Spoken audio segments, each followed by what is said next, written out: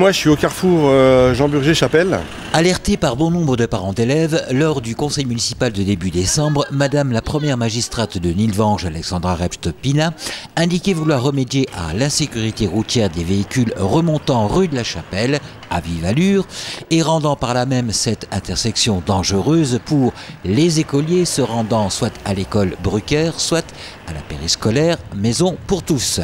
Monsieur Alain Maillard, conseiller municipal, délégué aux travaux et voiries. Bon, cette info nous a été remontée par des parents d'élèves qui justement, en empruntant les passages piétons existants, ont été confrontés justement à des vitesses excessives et des automobilistes qui ne respectaient pas du tout les passages piétons, qui passaient quand même en voyant les enfants sur le bord du passage piéton. Aussi, il y a peu des feux de signalisation dits intelligents, c'est-à-dire passant au rouge au-dessus de 30 km/h, ont été installés dans le sens de la montée et dans le sens de la descente de cette intersection.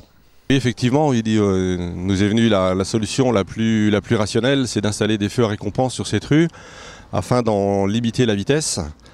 C'est-à-dire que les feux à récompense marchent de la façon suivante. Les feux sont toujours inscrits au vert. Et dès lors qu'une voiture dépasse le 30 km/h, le feu passe au rouge. Ces feux sont également dotés d'un bouton d'appel pour les piétons, ce qui permettra à tous les enfants qui vont à l'école ou au pôle enfance de traverser en toute sécurité. Il est à noter également qu'un plateau ralentisseur sera mis place rue Castelnau. Profitant de cette opération de sécurisation, la municipalité nilvangeoise engage également des travaux concernant les enrobés. Dans le même sens aussi, la rue était, comme vous pouvez le voir, est fortement dégradée. Donc on va reprendre tous les enrobés du carrefour et de la rue jusqu'en dessous de chez la fleuriste afin d'améliorer la circulation et de remarquer les passages piétons à des endroits plus intéressants.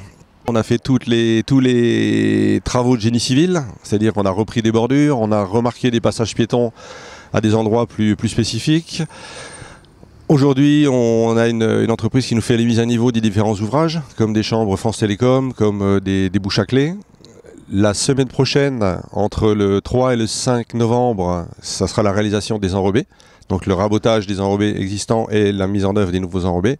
Et la mise en service des feux interviendra, je pense, fin novembre. Du mercredi 2 novembre au vendredi 4 novembre, une signalétique sera mise en place. Ce passage sera donc fermé à la circulation de 8 h à 18 h.